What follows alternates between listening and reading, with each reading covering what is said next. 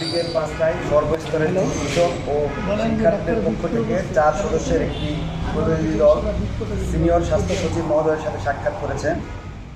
এই বৈঠকে পূর্ব নির্ধারিত ৪টি দাবির বিষয়ে বিস্তারিত আলোচনা হয়েছে। প্রথম দুটি দাবির প্রেক্ষিতে ইতিমধ্যে কিছু পদক্ষেপ গ্রহণ করা হয়েছে। হামলাকারীদের কয়েকজনকে গ্রেপ্তার করা হয়েছে এবং ঢাকা মেডিকেল কলেজ সহ দেশের বিভিন্ন মেডিকেল কলেজে আইন শৃঙ্খলা বাহিনী মোতায়েন করা হয়েছে। যেসব হাসপাতাল এবং জেলা উপজেলা পর্যায়ে এখনও আইন শৃঙ্খলা বাহিনী মোতায়েন করা হয়নি, সেসব স্থানে দ্রুত বাহিনী মোতায়েনের বিষয়ে গঠনমূলক আলোচনা হয়েছে। সচিব মহোদয় এই বিষয়ে দ্রুত পদক্ষেপ গ্রহণের আশ্বাস দিয়েছেন। স্বাস্থ্যসেবার পরিবেশ আরও নিরাপদ হবে। তৃতীয় এবং চতুর্থ দাবি যথাক্রমে স্বাস্থ্য পুলিশ গঠন এবং স্বাস্থ্য সুরক্ষা আইন প্রণয়নের বিষয়ে দীর্ঘ এবং তাৎপর্যপূর্ণ আলোচনা হয়েছে। সচিব মহোদয় দ্রুততম সময়ের মধ্যে এসব দাবি বাস্তবায়নের জন্য কার্যকর পদক্ষেপ গ্রহণের আশ্বাস দিয়েছেন। এ লক্ষ্যে একটি কার্যকর কমিটি গঠন করা হবে, যেখানে আন্দোলনরত চিকিৎসকদের একটি প্রতিনিধি দল অন্তর্ভুক্ত থাকবে। এছাড়াও স্বাস্থ্যসেবার বিভিন্ন অসঙ্গতি যেমন ক্যাডার বৈষম্য এবং রেফারেল সিস্টেমের বিষয়েও আলোচনা হয়েছে। বর্তমান অন্তর্বর্তীকালীন সরকার ও স্বাস্থ্য উপদেষ্টা মহোদয় আমাদের দাবিগুলো গুরুত্বের সাথে বিবেচনা করেছেন। সিনিয়র স্বাস্থ্য সচিবের ভাষ্য অনুযায়ী স্বাস্থ্য মন্ত্রণালয়ের স্বাস্থ্য সুরক্ষা আইন নিয়ে পূর্ববর্তী খসড়ার আলোকে ৩ থেকে ৪ সপ্তাহ সময় চেয়েছেন। এ বিষয়ে ভিতরের পূর্ববর্তী স্বাস্থ্য সুরক্ষা আইনে যে অসঙ্গতিগুলো রয়েছে সেগুলো নিয়ে তারা আলোচনা করবেন এবং আরেকটি খসড়া ওয়েবসাইটে প্রকাশ করা হবে।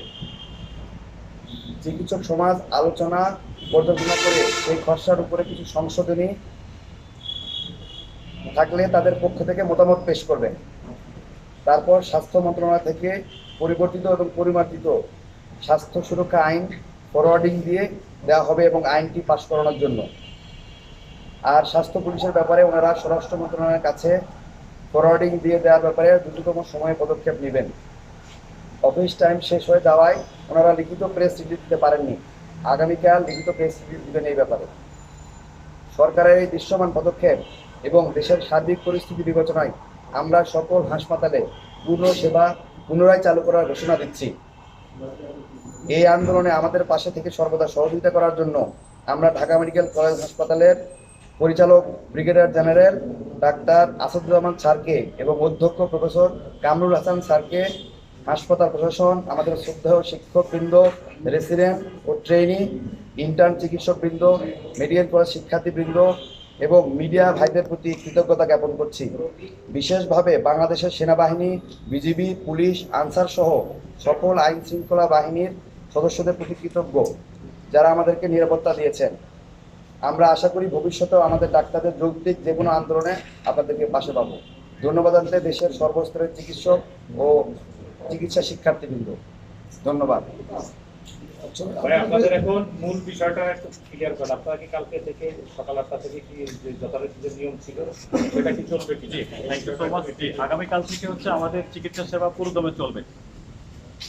আপনাদের কোনো এখন পর্যন্ত আর কোনো আপনাদের যে দুইটা দাবি ছিল, স্বাস্থ্য সুরক্ষা আইন এবং স্বাস্থ্য পুলিশ, সেই দুইটা দাবি আদায়ের জন্য আর কোনো নতুন কোনো আলটিমেটাম আছে যে 7 দিন 14 দিন? এই মুহূর্তে নতুন কোনো আলটিমেটাম নেই, যেহেতু আমাদের মন্ত্রণালয় থেকে আমাদেরকে নিশ্চিত করেছেন, আশ্বস্ত করেছে ওনারা এই দুইটা বিষয় নিয়ে আলোচনা করবেন, পর্যালোচনা করবেন এবং এটা নিয়ে কি করণীয় ওনারা দিক নির্দেশনা দিবেন।